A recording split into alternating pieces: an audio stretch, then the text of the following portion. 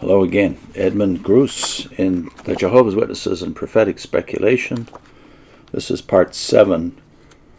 This edition of it was published in 1975. So its heading is 1950 to the present. So this is the build-up to 1975.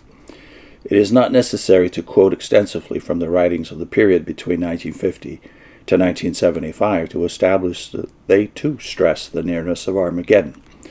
Several examples of statements should suffice. In This Means Everlasting Life, urgency is stressed. Quote, "Every intelligent creature on earth must determine his own destiny. Now at the consummation of this system of things, when the judgment of the nations is underway and the separating of the sheep and the goats with opposite destinies is nearing its conclusion, yes, now is the urgent time to make your determination. The march is on. Where? To the field of Armageddon, for the war of the great day of God the Almighty. God will not hear the unscriptural prayers of all the religious clergy combined on world prayer days for the sparing of this old world from Armageddon. It is unavoidable, for Jehovah's time has come to settle definitely the issue of universal sovereignty." Those two quotes are from This Means Everlasting Life, published, by the way, in 1950, pages 307 and 311. Gruss goes on, according to the observations of ex-witness Stan Thomas and other authors as well, the 1953 convention of the Jehovah's Witnesses in Yankee Stadium was of special significance. And this is a direct quote from Stan Thomas, Jehovah's Witnesses and What They Believe, published in 1967. Quote, "The witnesses were warned to expect an all-out attack by Satan's forces, the world, in the near future, an event which would be the spark to ignite Armageddon. As to precisely when this attack was to be expected, the Watchtower Society has grown much too wise to officially speculate. But many witnesses, particularly older ones, felt that 1954 could well be the year. After all, Russell's preparatory work took exactly 40 years and ended in 1914. Was it not likely that a further period of 40 years, commencing in 1914, would see the end of all things?" Gruss goes on, in 1955, the witnesses were told that, quote, "In the light of the fulfillment of Bible prophecy, it is becoming clear that the war of Armageddon is nearing its breaking out point." That is from May Survive Armageddon into God's New World, published in 1955, page 331. It was stated in 1963 that, quote, "It does no good to use Bible chronology for speculating on dates that are still future in the stream of time."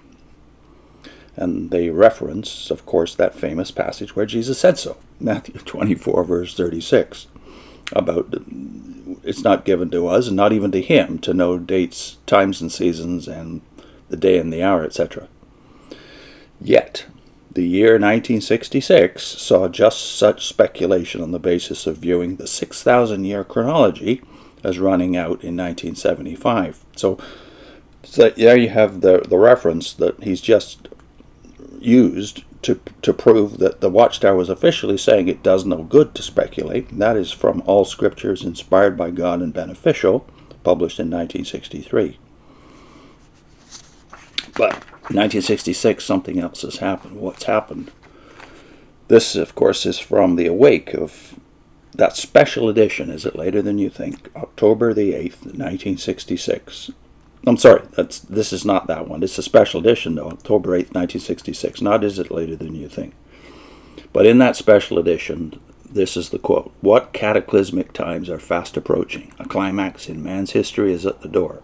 How vital, then, and for each one who loves life to take note of these evidences of history that point to the near end of this wicked system." Gruss says in conclusion, a quotation from a 1969 Watchtower, typical of the statements down to the present, warns, "There is only a short time left before Jehovah will destroy this wicked system of things."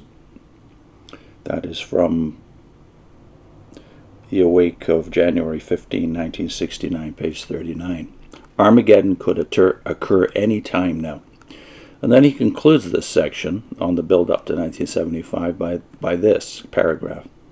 It was the purpose of this chapter to show that the stress on the last days and the threat of Armageddon have been used first by Russell and Rutherford, and then by the Watchtower Society to create an illusion of urgency. This illusion has kept the followers of the Society active and brought many new converts into the movement.